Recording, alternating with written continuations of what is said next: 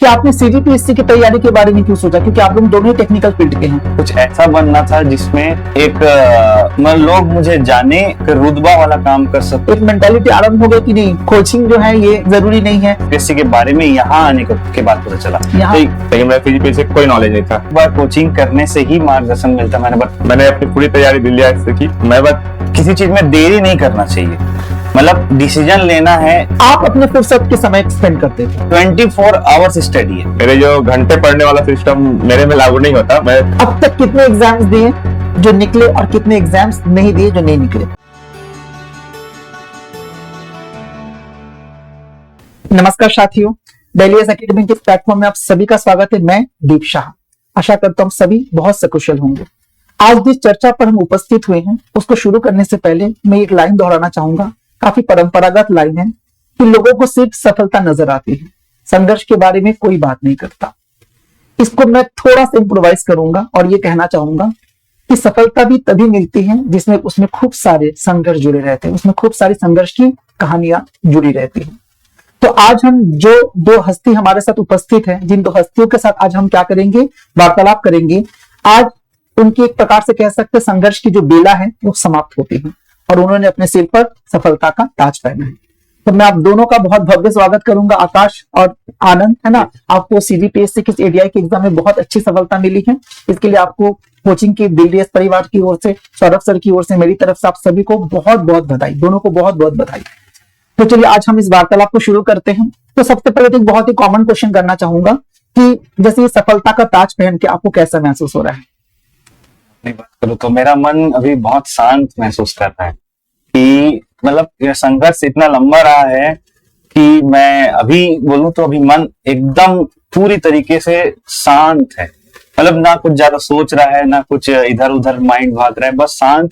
मतलब इस फीलिंग को मैं जी रहा हूं इस तरीके से। आनंद, आपको कैसा फील हो रहा है? मेरे को बहुत अच्छा फील हो रहा है। मेरे को ये लग रहा है कि अब एक समय अब हम पा चुके हैं कुछ, अब हमको कुछ हासिल हो चुका है। इतने लंबे समय का संघर्ष था, मैंने इतना बड़ा पोस्ट पाने का कभी सोचा भी नहीं था। मेरे लिए यही बहुत बड़ी बात है अभी समय में। तो ऐसा लग रहा है कुछ हम अब अपने घर के लिए कुछ कर सकते हैं।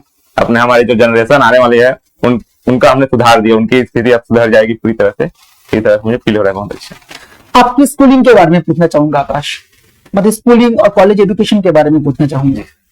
मैं यही बिलासपुर जिला का ही निवासी हूँ, तो बिलासपुर से ही मेरे स्कूलिंग हुआ है पूरा 12वीं तक। और ग्रेजुएशन मैंने इंजीनियरिंग में भिलाई के रोंगटा कॉलेज से मैकेनिकल ब्रांच से किया है। और मैंने एमटेक भी कर रखा है, वो एमटेक चौकसे कॉलेज यहीं के बिलासपुर के चौकसे से एमटेक मेरा प्रोडक्शन इंजीनियरिंग में पूरा हुआ है। आनंद, आपका? मेरी जो पढ़ाई जर्नी है वो थोड़ा डिफरेंट रही है। मैंने अपना गांव से प्राइमरी स्कूल तक पढ़ा है, पहली 5वीं तक। उसके बाद मैं 6वीं मेरा सिलेक्शन जवाहर नवोदय विद्यालय कोरबा में हुआ था, तो 6वीं से 12वीं तक मैं जवाहर नवोदय विद्यालय कोरबा पढ़ा हूँ। इस बीच में एक साल 9th क्लास उड़ीसा में पढ़ा हूँ, क्योंकि स्टूडेंट एक्सचेंज प्रोग्राम में हमको माइग्रेशन भेजा गया था उड़ीसा, भद्रा, वहां पढ़ा हूँ।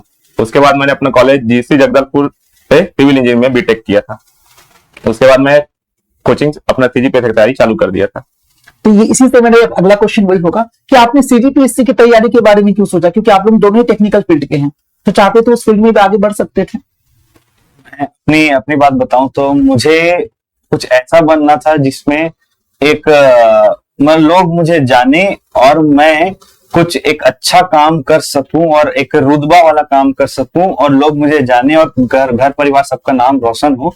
तो मैंने इंजीनियरिंग लाइफ में भी पहले देखा, पीएसयू मैंने सोचा, पीएसयू का पब्लिक सेक्टर में मैंने 1 साल उसके लिए प्रयास भी किया, लेकिन मुझे वो फील नहीं आया। फिर चूंकि मैं बिलासपुर से था और बिलासपुर में काफी माहौल है सीजीपीएससी का, तो मुझे सीजीपीएससी के बारे में ग्रेजुएशन के बाद जानने को मिला और मैं जाना और समझा। तो मुझे लगा कि हाँ, यही वो चीज है जिसको मुझे पाना है। और उसके बाद मैं फिर ग्रेजुएशन के 1 साल गैप करने के बाद से मैं फिर इसी में फील्ड में आगे बढ़ गया। आनंद, आपके साथ? आपको तो शायद सपना ही रहा होगा, है ना? मेरा शुरू से रहा है कि क्योंकि मैं जब स्कूल में था तो हमारे स्कूल में जो सीजीपीएससी क्वालिफाइड एसडीएम कलेक्टर इन लोग का आना रेगुलर विजिट रहता था, तो उनसे मैं बहुत मोटिवेट होता था। जितने एसडीएम आते थे हर हफ्ते हमारे कलेक्टर का विजिट होता था, कलेक्टर सर का, तो उनसे मैं मोटिवेट होता था। फिर मैंने 12th के बाद ये डिसाइड कर चुका था मैं सीजीपीएससी की तैयारी करूंगा 12th के बाद ही। बट ये था कि उससे पहले ग्रेजुएशन में क्या करें, तो मेरे पापा ने कहा कि यहाँ आसपास कोरबा जिले में उतना इन्वायरमेंट नहीं था अच्छे कॉलेजेस का, तो बाहर जाना चाहिए करके बोले, इसलिए मैं गवर्नमेंट इंजीनियरिंग कॉलेज करने चला गया। उसके बाद मेरे पापा बोले थे कि इंजीनियरिंग करने के बाद आप सीजीपीए की तैयारी कर लेना, इसलिए मैं जैसे ही इंजीनियरिंग कंप्लीट किया तुरंत सीजीपीए की तैयारी चालू कर दिया था। मतलब एक तरह से कह सकते राइट सिंस चाइल्डहुड आपका एक सपना था कि आप एक सरकारी अधिकारी बने, अधिकारी है ना? बनने का। चलिए बहुत बढ़िया है, वो आपको मिल भी गया है आपकी मेहनत से। अब दोनों से मेरे कॉमन क्वेश्चन रहेगा कि आप कितना इस चीज को आवश्यक मानते हैं कि हाँ किसी भी पद की तैयारी करने के लिए, खासकर सरकारी नौकरी की मैं बात कर रहा हूँ, कि इसके लिए कोचिंग जरूरी है, क्योंकि आजकल एक मेंटालिटी आरंभ हो गई कि नहीं कोचिंग जो है ये जरूरी नहीं है, सेल्फ स्टडी से भी किया जा सकता है। तो इस संदर्भ में आपका क्या विचार है? ये इसका एग्जांपल मैं ही हूँ, जैसे मैंने बताया कि मेरे को सीजीपीएससी के बारे में यहाँ आने के बाद पता चला। तो यहाँ बिलासपुर वापस जब ग्रेजुएशन करके मैं बिलासपुर आया तो पता चला। तो वो पता कैसे चला होगा, मैंने कोचिंग ज्वाइन किया होगा, कोचिंग जाने के बाद ही मुझे सीजीपीएससी के बारे में, प्रोसेस के बारे में, उसका सिलेबस सब। तो कोचिंग एक बेस्ट होता है मार्गदर्शन के लिए। जब तक हमको कोई राह नहीं दिखाएगा तो हम उस पद पे कैसे चलेंगे। तो एक राह के लिए, एक गाइडेंस के लिए कोचिंग की जरूरत तो जरूर पड़ती है। मतलब आप कहना चाहते हैं कि हाँ कोचिंग जरूरी है, इसको एकदम डिनाइल मोड में नहीं रख सकते। डिनाइल मोड में नहीं रख सकते। हाँ आनंद, आप क्या बोलते हैं इसमें? मैं तो कोचिंग का बहुत योगदान मानता हूँ अपने इस सक्सेस में। मैं ये कहना चाहूंगा कि मैं जीरो से चालू किया था। जब मैं इंजीनियरिंग कंप्लीट कर लिया, भले ही मेरे को था कि सीजीपीए की तैयारी करना है, लेकिन मेरे सीजीपीए से कोई नॉलेज नहीं था। जैसे मेरा वहां प्रैक्टिकल और एग्जाम खत्म हुआ, उसके 5 दिन के अंदर मैं, मतलब मेरा 30 जून को मेरा कंप्लीट हुआ था वहां कॉलेज का पूरा पेपर। मैं 5 जुलाई को यहाँ आ गया था बिलासपुर कोचिंग के रिसर्च में। फिर मैंने 10 जुलाई को कोचिंग में पूरा एडमिशन ले लिया। मैंने बिल्कुल डिले नहीं किया, कि मुझे पता था कि मैं अभी शून्य हूँ। उस समय मेरे को ये भी नहीं पता था कि फ्री होता है, मेंस होता है, इतना सुना था, लेकिन मेंस में 7 पेपर होते हैं इस प्रकार का भी नहीं पता था। पूरा लिखना पड़ता है। मैं सोचा था मल्टीपल चॉइस होगा, मेंस भी। इस तरह से मेरे को जीरो नॉलेज था। कोचिंग से ही मेरे को पूरा नॉलेज हुआ, और कोचिंग 2 साल मेरा पूरा कोचिंग चला, और 1 साल सेल्फ स्टडी लाइब्रेरी में ही। उसके बाद मैं 1 साल में ही पद पा गया, मतलब 3 साल में ही मैं पद पा गया। आपने आकाश, आपने अपनी तैयारी कहाँ से की? हालांकि मैं जान रहा हूँ, लेकिन फिर भी मैं आपसे पूछूंगा। मैंने यहाँ 2020-21 के समय मैंने यहाँ से मेंस का लॉन्ग टर्म ज्वाइन किया था।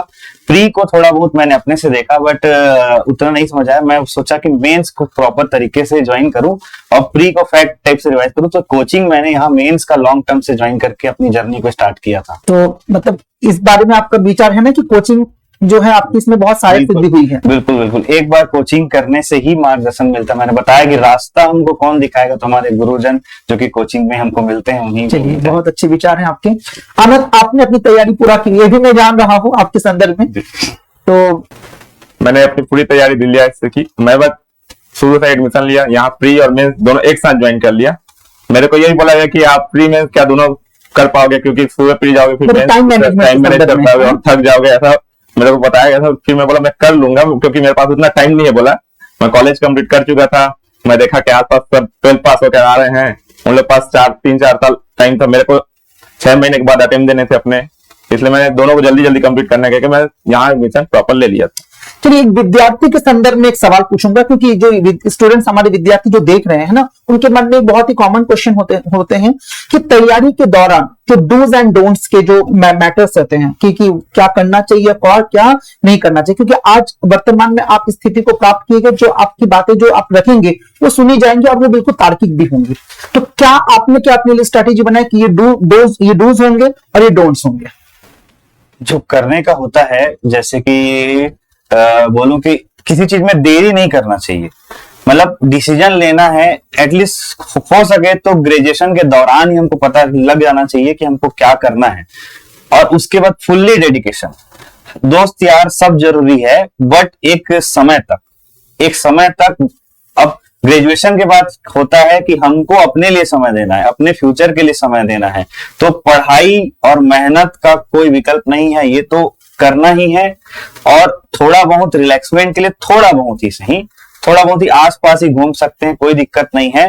और एनवायरनमेंट अच्छा होना चाहिए, दोस्त यार अच्छे होने चाहिए, सब अच्छा होना चाहिए, लेकिन खुद को समय पर तैयारी के लिए और सही डायरेक्शन में देने के लिए चाहिए। बाकी सबका अलग अलग प्रेफरेंस होता है कि क्या नहीं करना चाहिए। यदि मैनेज करते हुए यदि 10 दिन पढ़ के एक दिन तुम कुछ कर रहे हो अपने रिफ्रेशमेंट के लिए, तो वो भी जायज है, कोई दिक्कत नहीं है उसमें। आनंद, मैं आप तक भी आऊंगा इस प्रश्न को लेकर, लेकिन फिर उससे पहले मैं एक सवाल आपसे पूछूंगा कि आप अपने फुर्सत के समय को, जैसे 24 घंटा कोई नहीं पढ़ सकता, ये बात एकदम प्रैक्टिकल है, इनग्रिड है ना, प्रैक्टिकल है ये। तो जब जैसे आपने कितने घंटे की पढ़ाई की होगी, हालांकि सबका जो एब्जॉर्बमेंट जो कैपेसिटी होता है सबका अलग अलग, किसी को जल्दी याद होता है, किसी को देर से याद होता है, तो जो भी, लेकिन एक फुर्सत का समय कि हाँ आप जिस समय पढ़ नहीं रहे हो उस समय आप कैसे उस टाइम को स्पेंड करते थे? उस समय, जिस समय मैं नहीं पढ़ रहा हूँ जी, जिस समय नहीं पढ़ रहा होता था, मैं देखता था सीजीपीएससी तैयारी के दौरान में कि ये 24 आवर्स स्टडी है। कैसे? तो हम पढ़ते रहते हैं पूरा दिन, तो सोने में के बाद भी ना हमारे मन में वो दिन भर का चलते रहता है, घूमते रहता है। इसी को बोलते हैं 24 आवर्स स्टडी। यदि मैं कहीं घूमने भी जाता था तो मेरे को ये चिंता रहता था कि मैं आज का जो नुकसान हुआ है उसको कैसे कल भरपाई करूंगा। तो मतलब जो जिस दौरान मैं नहीं पढ़ रहा हूँ, मतलब उस दौरान भी मेरे दिमाग में तो वो है ही, बाकी पढ़ रहा हूँ उस दौरान तो मैं मतलब आपका कहना है कि दिमाग में ये बोझ हमेशा बने रहना चाहिए कि घर जाके मुझे वापसी से पढ़ाई नहीं करनी है ना? अब वो खुद के ऊपर है कि बोझ आता है नहीं आता, खुद एक समय बाद खुद आ जाता है, रियलाइज होने लगता है। हाँ। आनंद, आपके लिए सेम वही सवाल है, सेम वही क्वेश्चन कि जैसे इनसे मैंने पूछा कि तैयारी वाला मामला, ठीक है, कि किस संदर्भ में, जैसे आपका फुर्सत का समय जब रहता है, आप कितने घंटे तैयारी करते हो, है ना, कि आप कितने घंटे पढ़ने चाहिए, विद्यार्थी के कॉमन क्वेश्चन होता है। क्योंकि हालांकि ये अलग बात है कि सबकी जो तैयारी का जो समय है वो अलग अलग है, कोई देर रात तक पढ़ सकता है, कोई सुबह जल्दी उठ के पढ़ सकता है, लेकिन फिर भी कॉमनली आप अगर बोलना चाहेंगे कि कितने घंटे पढ़ना चाहिए, क्या आवर्स होने चाहिए, क्या स्ट्रेटेजी होनी चाहिए, क्या नहीं करना चाहिए? मेरे जो घंटे पढ़ने वाला सिस्टम मेरे में लागू नहीं होता। मैं थोड़ा अलग तरीके से पढ़ता था। मेरे को यह था कि क्लास में जो टॉपिक हुए हैं आज उसको मैं कंप्लीट कर लूं, फिर उसके एमसीक्यू सॉल्व कर लूं और उसके जो मेंस में जो क्वेश्चन आ सकते हैं उनको देख लूं। उतना मेरा टारगेट रखता था, चाहे उसके लिए रात हो जाए, जो भी हो जाए, अगले दिन तक चले जाए, लेकिन मेरा वही टारगेट रहता था कि क्लास में जो आज टॉपिक हुए हैं उसको मैं कंप्लीट करूं, अगले दिन जो क्लास में जो पढ़ाने वाले हैं उसको मैं पढ़ के जाऊं। तो इसमें कभी 3 घंटे भी लगते थे और कभी 5 घंटे भी लगते थे। इस तरह से टॉपिक के ऊपर डिपेंड रहता था मेरा। और डू एंड डोंट में यही कि डूज में आप रेगुलर स्टडी और डिसिप्लिन, ये जरूरी रहता है कि रेगुलर आप क्लास आए, टेस्ट सीरीज ज्वाइन करें, इस तरह से रहता है। इसी में एक लाइन और जोड़ना चाहूंगा, जैसे आप अपने फुर्सत के समय को, जिस समय आप पढ़ाई नहीं कर रहे होंगे, उसको आप कैसे स्पेंड करते थे? उस समय ये था कि जैसे ग्रुप डिस्कशन हो गया, हम सेल्फ स्टडी हमेशा तो नहीं कर पाते, तो दूसरों किसी और को पढ़ा दे जो पढ़े हैं, तो उस समय हमको थोड़ा अच्छा फील होता था जब हम दूसरों को पढ़ा देते थे। तो ये फुर्सत का समय होता था हमारे लिए। मतलब आपकी फुर्सत के समय में भी पढ़ाई होती थी एक प्रकार से? मतलब मजा आता था कि हमको जो चीज पता चल गया है उसको दूसरों को बताने में हमको मजा आता था मेरे को, तो मैं उन लोगों को बता देता था। 2-4 लोग जो भी मिल जाते थे मेरे को, ये फुर्सत का समय हो जाता था। और उतना भी सीजीपीएससी तैयारी में उतना फुर्सत का समय नहीं मिलता है, यही बताना चाहूंगा, क्योंकि क्लास आते हैं, क्लास से आना जाना भी रहता है, फिर खाना, ये सब बहुत सारा चीज टाइम ले लेता है, तो उतने अधिक फुर्सत समय नहीं मिल पाते। जैसे आप आकाश, आप जैसे इस नौकरी के पहले भी एक पद को पा गए थे, है ना, तो आपका कुछ हद तक तो मेंटल मतलब एक रिलैक्सेशन थी कि हाँ, लेकिन उस नौकरी को पाने से पहले भी एक मानसिक चुनौती तो थी। उसको आपने कैसे पाटा, कैसे बैलेंस किया, कैसे उससे ओवरकम हुए, या उससे कैसे ओवरकम हुआ जा सकता है?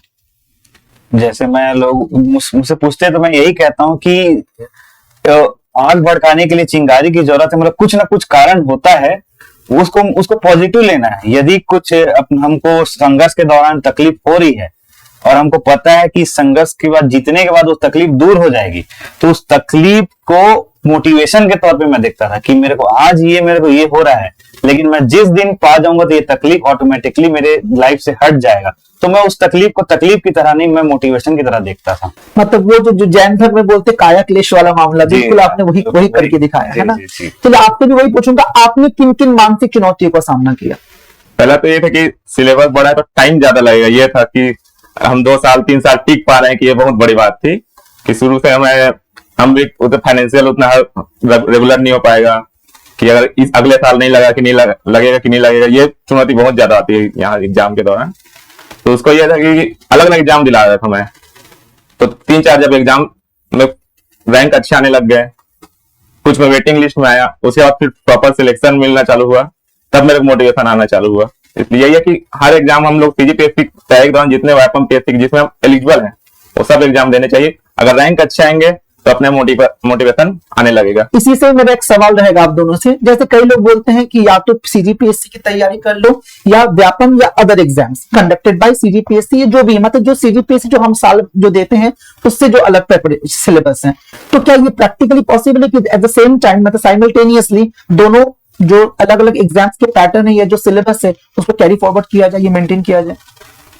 शुरुआती दिनों में जैसे जिनका सपना बड़ा है क्लास 2 ऑफिसर या लेवल 12 बनने का, उनको तो फोकस होना चाहिए कि सीजीपीएससी पे फोकस रहे। पहले से यदि डगमगा जाएंगे तो ना इधर के रहेंगे ना उधर के। हाँ, एक टाइम हो जाता है जब 8 महीने 10 महीने या 1 साल तो भूलते ही हैं, सिलेबस जब हो जाता है तो सीजीपीएससी का सिलेबस और व्यापम के सिलेबस में कोई डिफरेंस नहीं है, क्योंकि जिनको मेंस लिखना है, सिर्फ प्री नहीं, सिलेक्शन मेंस ही देता है, जिनको मेंस लिखना है उसमें लैंग्वेज सारे आते हैं और बहुत सारे ऐसे सब्जेक्ट है जो व्यापम में एज इट इज रहता है, तो लैंग्वेज पूरा फैक्ट ही है, उसी के दम पे व्यापम भी निकलता है। तो 1 साल तो पहले प्रॉपर तरीके से सिलेबस को देना चाहिए, और जिस किसी को व्यापम करना है तो हाँ 6-8 महीने बाद क्वेश्चन बनाना शुरू कर दे, प्रीवियस साथ में लेके बिल्कुल चला जा सकता है। हाँ 10 घंटे दे रहा है तो 11 घंटे दे दे, थोड़ा टाइम मैनेज कर ले। आपके अकॉर्डिंग यूनिडायरेक्शनल होना समटाइम लिटिल बिट रिस्की, कि केवल एक निष्ठ होना कि केवल एक ही एग्जाम की तैयारी करूंगा, एक ही एग्जाम दूंगा, it may be little bit risky तो नहीं है, यदि अपने ऊपर भरोसा है कि मैं कर लूंगा 1-2 साल के अंदर में, तो बिल्कुल एक ही लाइन पे चलो, क्योंकि सीजीपीएससी किया जा सकता है 1-2 साल में। ये 4-5 साल वो हम अपने गलतियों के कारण कर डालते हैं, 1-2 साल में किया जा सकता है। 1-2 साल बाद नहीं हो रहा है तो तुम खुद आकलन करो कि हाँ इसके साथ कौन से ऐसा व्यापम है जो ओवर सिलेबस नहीं है, इसी के साथ है, सिर्फ उनको पकड़ो, अलग हट के तो बिल्कुल नहीं जाना चाहिए। और ये बात आनंद आपके लिए जी बिल्कुल, क्योंकि व्यापम के ज्यादातर एग्जाम है और पीएससी का जो प्री है सिलेबस लगभग सेम ही होता है, तो हम प्री के तैयारी के दौरान व्यापम का बहुत सारा तैयारी कर लेते हैं। अगर व्यापम किसी एग्जाम में कुछ एक्स्ट्रा है 25 नंबर का, 10 नंबर का, 50 नंबर का, तो उसके लिए नोटिफिकेशन आने के बाद हम 1 घंटा एक्स्ट्रा दे सकते हैं। जैसे हॉस्टल वार्डन में भी एक ही चीज एक्स्ट्रा था, वो था बाल मनोविज्ञान, तो उसके लिए मैंने 1 घंटा दिया था जब प्रिपरेशन के दौरान। जब नोटिफिकेशन आ गया, फॉर्म भर लिया, उसके बाद 2-3 महीने मिले थे। तो इस प्रकार से हम जो एक्स्ट्रा का सिलेबस है उसको बीच में 1-2 महीने में उसको किया जा सकता है, 1 घंटा 2 घंटा देकर। बाकी जितने व्यापम के सिलेबस हो, प्री के सिलेबस, व्यापम के सिलेबस, प्री का पैटर्न, व्यापम का पैटर्न पूरी तरह सेम है। मतलब आपका भी वही कहना है कि नहीं तैयारी किया जा सकता है ना, क्योंकि स्टूडेंट को ये भी काफी डिलेमा रहती है कि either it is truly possible for them to prepare the exam for both simultaneously, ये कई बार कंफ्यूजन रहता है। एक चीज और पूछूंगा आकाश आपसे कि अब तक कितने एग्जाम्स दिए जो निकले और कितने एग्जाम्स नहीं दिए जो नहीं निकले, दिए जो नहीं निकले? 2023 तक के ऐसे एग्जाम्स थे जिसमें ऐसा कुछ निकलता नहीं था मेरा, मतलब एग्जाम की गिनती तो नहीं है, मैं जो आता था जिसमें एलिजिबल था मैं भरता ही था। और उसके बाद मेरा 2023 से कुछ एग्जाम, जैसे मैं अभी शिक्षक भर्ती उसमें निकला, फिर जो एक बार मंडी निरीक्षक आया था, सिलेक्शन तो नहीं हुआ लेकिन टॉप 100 में था, पटवारी वाले में भी मैं वेटिंग में था। फिर 2023 के बाद जो भी आने लग गया, जैसे उसके 24 के लास्ट में तो मेरे जैसे उच्च शिक्षा विभाग का उसमें सेलेक्टेड हूँ, और अभी सहायक शिक्षक विज्ञान प्रयोगशाला में सेलेक्टेड हूँ, अभी कृषि सांख्यिकी अधिकारी का आया था उसमें वेटिंग में है। तो इस तरीके, और इनके लिए मैं अलग से तैयारी करके नहीं जाता, अब मैं जाकर सिर्फ एग्जाम में बैठता हूं और मेरे को बनता है, और मेरा टॉप 50 में रहता ही है, टॉप 50 या 100 में अब रहता ही है। यदि मैं खुद से गलती वहां नहीं किया कुछ तो मेरा रहता ही है। इसीलिए मैंने कहा था कि सीजीपीएससी के साथ, सीजीपीएससी पूरा अच्छे से प्रॉपर तरीके से 2 साल दोगे तो व्यापम का भी तैयारी हो जाता है, मेंस करने वालों को खासकर तो हो जाता है। मतलब देखिए ये बात तो बिल्कुल सही है ना कि असफलता कोई जहर नहीं है जो खाएंगे तो मर जाएंगे, ऐसा बिल्कुल नहीं है। आपको असफल अगर हो रहे हैं तो वो उसमें वो आपके सफर में जो है वो अर्ध विराम है, वो पूर्ण विराम नहीं है। सबसे बड़ा एग्जांपल आप इन दोनों को देख रहे हैं। तो आपके साथ भी ऐसा हुआ है, क्योंकि आप अभी भी, मैं आपको बहुत अच्छे से जान रहा हूँ, क्लास में भी आपसे अभी इंटरेक्शन हुआ था, तो जैसे आपने बहुत सारे एग्जाम तो अभी तक दिए नहीं है शायद तक, लेकिन फिर भी जितने दिए उनमें से कितने निकले? मैं एग्जाम दे रहा तो मेरा एकदम फेवरेट चीज हो गया है। मैं एग्जाम, अगर कॉम्पिटिशन एग्जाम की बात करूं, मैं जब मैं 5th क्लास में था तो मैंने उस समय भी 3 एग्जाम दिए थे, जवाहर नवोदय विद्यालय, जवाहर उत्कर्ष और सैनिक स्कूल के। उसमें से मेरे 2 में हुआ ही नहीं था, जवाहर उत्कर्ष और सैनिक स्कूल के एग्जाम में मेरा हुआ नहीं, नवोदय मेरा हो गया। उसके बाद मैं उसके बाद फिर एग्जाम, जैसे एनटीएससी का एग्जाम होता था, एक 10th में थे हम, तो उस समय मैंने उसको भी दिया था। उसमें मेरा सिलेक्शन नहीं हुआ था, कुछ नंबर चूक गए थे। उसके बाद ये था कि क्योंकि मैं मैथ बैकग्राउंड का था, तो जो अलग अलग इंजीनियरिंग से कोचिंग कराते हैं जो सेंटर्स, उनके मैंने एंट्रेंस एग्जाम और उनके कंपटीशन एग्जाम भी देता था उस समय मैं। उसके बाद 12th के बाद जितने सीजी वेपन में जो एंट्रेंस एग्जाम होते हैं वो सारे एग्जाम मैंने दे दिए थे, जिसमें मैं एलिजिबल था, चाहे वो इंजीनियरिंग टेस्ट हो या एग्रीकल्चर टेस्ट हो, ये सब दिए थे। और 12th पास आउट होते ही जैसे मैं 18 साल का हुआ तो मैं एसएससी का भरना चालू कर दिया था उस समय, एमटीएस का। शुरुआत में क्या हुआ, जब एसएससी का भरा था, एक बार कहानी ये हुआ था कि मैं एसएससी जीडी का एग्जाम दिलाना, मेरा बिलासपुर में सेंटर था, मैं 5 मिनट लेट पहुंचा रिपोर्टिंग टाइम पे। उसके बाद क्या हुआ कि मेरे को घुसने नहीं दिया गया, और मेरा जेडी का तैयारी था कि मैं एग्जाम निकाल लूंगा, ये मेरा कॉन्फिडेंस था। फिर उसके बाद मैं वहीं पर, उसके बाद मैंने एसएससी का तैयारी छोड़ दिया था, हो गया था इतना डोमिनेट हो गया था। इस तरह से अलग अलग एग्जाम दिए, बहुत सारे एग्जाम में ऐसा हुआ कि मेरा रैंक आज भी मेरा रैंक 25 है एडीआई में। मैंने फूड इंस्पेक्टर एग्जाम दिया था 2022 में, मेरा उसका वहां रैंक था 25,000 से भी ज्यादा था। ओके। इस तरह से बहुत सारे एग्जाम दिए मैंने, बहुत रैंक 10,000 से भी नीचे आया था। फिर धीरे धीरे मेरा रैंक इंप्रूव हुआ 1,000, इस तरह से। वो भी आपकी लगातार मेहनत और प्रयास से, बिल्कुल। तो देखिए, मैं आपको फिर वही वाला लाइन दोहराऊंगा कि अगर आपको कुछ समय के लिए कुछ आपके मन अनुरूप आपका परिणाम अगर नहीं मिल रहा है तो उससे आप परेशान मत होइए, उससे विचलित मत होइए। देखिए कितने अच्छे एग्जाम्पल ये हमारे सामने बैठे हुए हैं कि जो बोल रहे हैं कि एक बार 20,000 रैंक आए, 25th रैंक में आ गए। तो ये अच्छी बात है, मतलब ये सारी चीजें क्या है, प्रैक्टिकली देखा जाए तो पॉसिबल है। कुछ अलग बातें करूंगा आकाश, आपसे ही पूछूंगा कि वर्तमान में एक टीचर और विद्यार्थी के रिलेशन में काफी बदलाव आते जा रहा है, ठीक है। कई बार लोग बोलते हैं शायद वो समर्पण नहीं दिखता टीचर की तरफ से भी, आप विद्यार्थी की तरफ से। मैं सिर्फ विद्यार्थी की गलती नहीं बोलूंगा, कई बार ऐसा है कि टीचर की तरफ से भी वो टीचर शायद अब उतने हाईली डेडिकेटेड नहीं है। तो आप सच में इस बात को मानते हैं कि टीचर और विद्यार्थी के जो संबंध है इसमें अब दिनों दिन बदलाव आता जा रहा है? बदलाव तो आ रहा है, बाकी ये टीचर कैसे हैं और स्टूडेंट कैसे हैं, दोनों के व्यक्तित्व पे निर्भर करता है कि वो क्या वो सच में उनको दिल से मानते हैं, और जो टीचर हैं वो क्या सिर्फ एक जॉब की तरह नहीं, उसको एक बच्चों को यहाँ बनाने आते हैं, वो उनके व्यक्तित्व पे ही निर्भर करता है। हाँ, आजकल कुछ हो सकता है कि आजकल कुछ स्टूडेंट्स हो चाहे कुछ भी हो, थोड़ा बहुत तो चेंजेस परिवर्तन आए हैं। बाकी जैसे मैं स्कूल का अभी टीचर हूं तो मैं इस चीज को बिल्कुल समझ सकता हूँ कि आजकल के बच्चे, जो पहले बच्चे हुआ करते थे, जो आदर सम्मान टीचर को दिया करते थे, थोड़ा सा कम हुआ है। तो मतलब बदलाव आया है। और ये चीज अगर आप कोचिंग फील्ड में भी बात करेंगे तो कोचिंग फील्ड, जैसे मैं कोचिंग भी लिया करता था तो मैं भी जानता हूँ हाँ कि ये आजकल के बच्चे थोड़ा सा टीचर को, मतलब हम अब ज्यादा बच्चों को कुछ कह नहीं सकते। एग्जैक्टली ज्यादा कह नहीं सकते, कहते हैं तो वो अपने ईगो में ले लेते हैं। हम बस एक नॉर्मल तरीके से ही समझा सकते हैं उनको, और बच्चे भी उसी तरीके से रहें तो हम, मतलब एज ए टीचर भी वही सोचते हैं। बाकी अपने व्यक्तित्व पे ही निर्भर करता है सब। आनंद, आपसे भी वो पूछूंगा। मैं अगर पर्सनली कहूँ तो टीचर स्टूडेंट रिलेशन के बारे में, मैं शुरू से इस बारे में बहुत लकी रहा हूँ, क्योंकि मेरे टीचर मतलब पेरेंट्स की तरह रहे हैं, गार्जियन की तरह मेरे को गाइड किए हैं। जितने मेरे टीचर थे, मैं रेसिडेंशियल स्कूल में पढ़ा हूँ 6 to 12, तो वहां तो हमारे पेरेंट्स के साथ रहते नहीं थे, तो वहाँ टीचर ही हमारे पेरेंट्स थे। और उसके बाद फिर मैं जब इस स्कूल में पढ़ता था, वहां भी मेरे पापा खुद टीचर है, तो मैं जिस स्कूल में प्राइमरी स्कूल था वहां भी वही टीचर थे। तो और अभी मैं जब सिलेक्शन हुआ मेरा, तो मेरे को बहुत सारे मेरे टीचर्स का कॉल आया बधाई देने के लिए। उन्होंने मुझे कहा कि आपको और आगे बढ़ना है, आप मेरे बहुत प्राउड कराया है। ऐसा मेरे कई टीचर कॉल आए, प्रोफेसर के कॉल आए मेरे कॉलेज के। इस तरह से मेरा रिलेशन बहुत अच्छा रहा है। और मैं ये कहूंगा कि टीचर्स स्टूडेंट का गैप रहता है, रेस्पेक्ट का गैप होता है, लेकिन टीचर्स गार्जियन की तरह है हमारे लिए।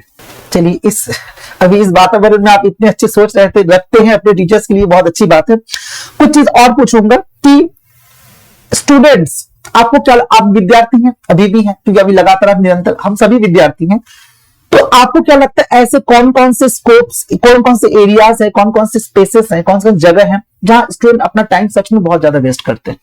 ये तो आपने अगर नहीं भी किया होगा, लेकिन आपने देखा तो होगा अपने आसपास कि हाँ, इन चीजों पे स्टूडेंट बहुत ज्यादा इंडल्ज हो जाते हैं, कुछ टाइम वेस्ट करते हैं। टाइम वेस्ट, खासकर मैं कम्पिटिटिव एग्जाम के स्टूडेंट की बात करूंगा। कॉम्पिटिटिव एग्जाम ये है कि जैसे फ्रेंडशिप जो होता है वो कॉलेज तक तो रहना ठीक है, और कॉलेज वाले दोस्त हमेशा रहे, वो अच्छी बात है, बिल्कुल अच्छी बात है। फिर उसके बाद कोचिंग में आए तो वो फ्रेंडशिप लक्ष्य के लिए होना चाहिए, मतलब ऐसा नहीं कि स्वार्थ के लिए नहीं, मतलब वो भी पढ़ने आए हम भी पढ़ने आए हैं, तो चलो घूमेंगे भी साथ में लेकिन पढ़ेंगे भी साथ में और एक दूसरे को मोटिवेट करेंगे, तो एक ऐसा होंगे तो टाइम वेस्ट ना होगा। लोग जनरली इसमें एक टाइम वेस्ट करते हैं। बाकी सोशल मीडिया कोई दिक्कत नहीं है, यूट्यूब देखो, रिफ्रेशमेंट के लिए मूवी देखो, कोई दिक्कत नहीं है एक सीमित समय तक, और मोबाइल का एक बेहतरीन यूज करो, क्या क्या पढ़ाई के कर सकते हैं, तो एक वो है, वो एक फैक्टर है। बाकी अभी फिलहाल मेरे को यही 2 पॉइंट ज्यादा दिखते हैं, मोबाइल और दोस्त, मतलब सोशल मीडिया काइंड ऑफ ना। सोशल मीडिया का। आप क्या बोलेंगे आनंद? मैं जो कंपटीशन एग्जाम के प्रोस्पेक्ट में बोला जाऊंगा कि तैयारी के दौरान मुझे एक चीज बहुत डिस्ट्रैक्ट करता था, यह था कि बहुत सारे पुस्तक, मतलब कि कौन सा पुस्तक मैं लूं, किस पुस्तक बुक्स को मैं लूं, किस बुक से मैं पढ़ूं, ये बहुत डिस्ट्रैक्ट करता है स्टूडेंट। क्योंकि आप अगर को लग रहा है कि मैं किस बुक पढ़ूं, मतलब आप सीरियस स्टूडेंट हो, लेकिन सीरियस स्टूडेंट का अगर टाइम वेस्ट हो रहा है इन सब का, तो ये नहीं होना चाहिए कि आप प्रॉपर एक किसी बुक को पढ़ें, उसी को फॉलो करते हैं पूरी तैयारी का। नहीं, वो तो आपका जो टाइम वेस्टिंग सेक्शन है वो अच्छा है ना, इससे आपको, लेकिन फिर भी लगता है आजकल के स्टूडेंट जो है तो काफी अलग अलग चीजों में इंडल्ज हो जाते हैं और जिसमें उनका टाइम वेस्टिंग होता है। आपका जो आप जो टाइम वेस्टिंग का सिलेक्शन ऑफ बुक्स, ये तो बुक्स अच्छी बात है, 4 बुक खंगालेंगे तो एक अच्छी बुक तो निकलेगी, लेकिन फिर भी स्टूडेंट जो है वो कुछ सर्टेन चीजों पे बहुत ज्यादा इन्वॉल्व हो जाता है, जिसके कारण टाइम वेस्ट होता है और अपने लक्ष्य से भटक जाता है। जैसे ये कुछ है तैयारी के दौरान कि सोशल मीडिया, जैसे कि इसमें सोशल मीडिया में भी उतनी अच्छी चीजें रहती नहीं और अच्छी चीजें भी रहती है, दोनों फायदे भी नुकसान भी, तो हमको उसका फायदा ही बस लेना है। जैसे यूट्यूब है, यूट्यूब से भी फायदे ही लेना है, लेक्चर देखने में यूज करना ठीक है, मूवीज देखने में यूज करने में ठीक नहीं है, इस तरह से टाइम वेस्ट हो सकता है वहां। और बाकी अगर आप टाइम वेस्ट ये भी होगा कि आपको कोई बोले कि आपको हो ना पाए होगा, तो आप उसमें 2 दिन डिस्ट्रैक्शन में चले जाओ, डिप्रेशन में चले जाओ, आपको होगा कि नहीं होगा, सोचने लग जाओ, तो वो और टाइम वेस्ट होता है। अगर आप महीने में 2 दिन ये सोचोगे आपको होगा कि नहीं, तो आपको वो 2 दिन जो कीमती 2 दिन है वो वेस्ट हो जाएगा। ये बहुत डिस्ट्रैक्शन है। चलिए अब लगभग अब आखिरी दौर की तरफ हम बढ़ रहे हैं। एक और सवाल और मैं आपसे पूछूंगा, जैसे ये अक्सर देखा गया है कि चयन में कुछ व्यक्तियों का योगदान होता है, इससे हम इनकार नहीं कर सकते, ठीक है, चाहे वो हमारे परिवार के व्यक्ति क्यों ना हो, हमारे निकटजन क्यों ना हो, हमारे फ्रेंड्स क्यों ना हो, और कई बार कोचिंग। लेकिन श्रेय लेने की परिवार को मैं इसमें से हटा रहा हूं, क्योंकि हटा इसलिए क्योंकि उनकी भूमिका को हम किसी रूप में नगण्य नहीं कर सकते, वो सर्वोपरि है, ठीक है। लेकिन कई बार देखा गया कि जैसे बोलते हैं ना कि सफलता सनाथ होती है, असफलता अनाथ, तो बोला जाता है। तो ये जो श्रेय लेने का एक दौर है, ये आजकल एक चलन काफी बड़ा है, जिसके कारण कोचिंग को काफी ज्यादा क्रिटिसाइज झेलना पड़ता है ना। तो आप इसको क्या देखते हैं कि वाकई में ऐसा है कि श्रेय लेने के लिए सब लोग, जैसे आप लोग अभी सिलेक्टेड है, शायद आप लोग उनको फील भी कर रहे होंगे शायद तक कि श्रेय लेने के लिए एक दौड़ मची है कि हमारे विद्यार्थी, वो हमारे विद्यार्थी, तो इसको आप किस रूप में देखते हैं?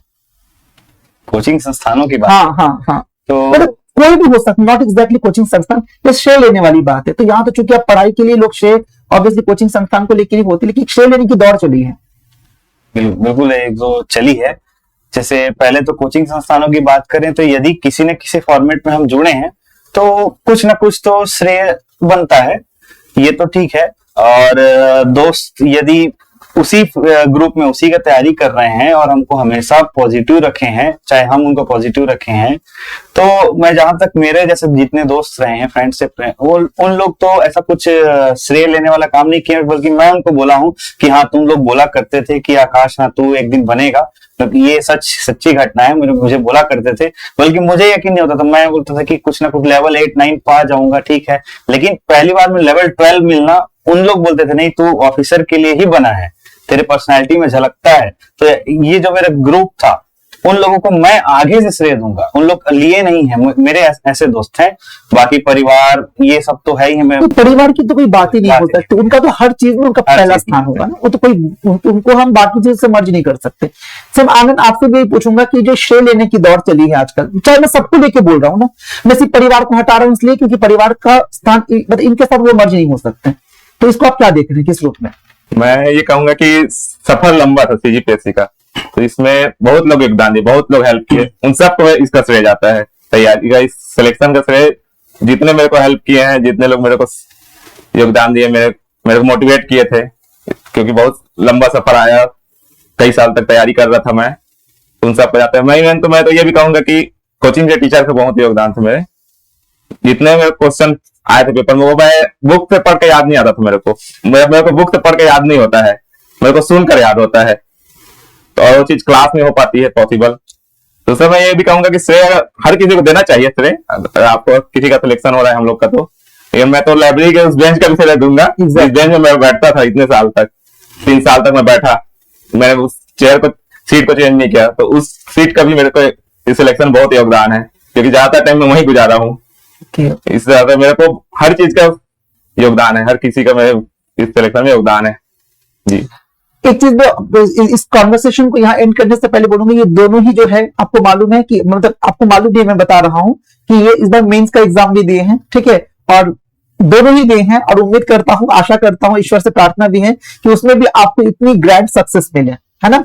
तो शायद आप लोग भी उसी प्रतीक्षा में हैं कि और एक अच्छी न्यूज मिलने वाला है, और हमको उस न्यूज में क्या करने वाले, खुशी में शामिल करने वाले, है ना। तो आप उसके लिए कितना प्रतीक्षा रहता है, आप कितने पॉजिटिव बन गए आफ्टर गेटिंग दिस सक्सेस? इस पद के बाद अब ऐसा लग रहा है कि अब कुछ और अच्छा होने वाला है, उम्मीद बढ़ गई है बोलूं तो। पहले तक जैसे यदि रिजल्ट आने के पहले बोलूं, रिटर्न एग्जाम के इसके रिजल्ट आने के पहले ऐसा था कि 2 है, इस साल 2 मैंने एग्जाम दिए हैं सीजीपीएससी के, दोनों में से कोई एक मिल जाए तो कम से कम मैं आगे बढ़ूं। लेकिन जब अब इस पद का जब रिजल्ट आ चुका है, मुझे पता चल गया कि मैं लेवल 12 ऑफिसर बन गया हूं, तो अब उम्मीद और बढ़ जाती है कि हाँ उसमें भी हो जाए तो कहीं और अच्छा हो जाए। उस उम्मीद से मैं अब उसमें भी इंटरव्यू देने जाने का अच्छा सोचता हूँ। आनंद, आप क्या सोच रहे हैं? मैं सोच रहा हूँ कि अब यहाँ सिलेक्शन हो चुका है, तो अब कॉन्फिडेंस आ चुका है कि अब आगे भी हो सकता है, क्योंकि अभी तक मेरे को कॉन्फिडेंस उतना नहीं था। सिलेक्शन से पहले भी मेरे को एक दिन पहले भी मैं डर ही लग रहा था कि होगा कि नहीं होगा, तो उसके बाद अब कॉन्फिडेंस है कि अब मेंस भी निकल सकता है, आगे की तैयारी भी अच्छे से हो सकती है। इस तरह से कॉन्फिडेंस आ चुका है, कॉन्फिडेंस बढ़ गया है ना। चलिए, आप दोनों को फिर से बहुत सारी शुभकामनाएं, और आने वाले जो आपका मेंस का जो रिजल्ट है ना, जो अब आ ही जाएगा कुछ महीनों में, है ना, तो उसके लिए आपको खूब सारी शुभकामनाएं। विद्यार्थियों से मैं कहूंगा जो हमारे डेलीएस परिवार से जुड़े हुए हैं, है ना, और जो नहीं भी जुड़े हैं, सबको मैं ये कहूंगा कि बेटा सफलता का केवल एक ही सूत्र है, वो है कड़ी मेहनत, वो एक लगातार मेहनत, सतत प्रयास, सतत अभ्यास, वो करते रहिए। हो सकता है कि कल वो दिन हो जब आप यहाँ फिर से क्या होंगे, बैठे होंगे, मैं आपसे क्या करूंगा, प्रश्न पूछता रहूंगा। तो आप उस दिन के लिए तैयारी कीजिए कि जब आप अच्छा एक पोस्ट पाकर, अपने मनचाहा पोस्ट पाकर आप इस तरफ बैठेंगे, और मैं आपसे खूब सारे क्या करेंगे, आप और मैं खूब सारे क्या करेंगे, सवाल करेंगे, जवाब करेंगे, वार्तालाप करेंगे, एक अच्छी क्या करेंगे, एनवायरनमेंट क्रिएट करने का प्रयास करेंगे। तो आप दोनों को खूब सारी शुभकामनाएं, खूब सारी बधाई। इस जर्नी को, इस वार्तालाप को अभी यहाँ फिलहाल के लिए क्या रोक रहे हैं। अगली बार उम्मीद करता हूँ कि जब पीएससी में आप अपना मनचाहा पोस्ट पाएंगे, फिर हम क्या करेंगे, इस कॉन्वर्सेशन को कंटिन्यू करेंगे। चलिए, आप भी हमारे साथ फिर से बने रहिए, इसको देखिएगा पूरा अच्छे से, और धन्यवाद, थैंक यू।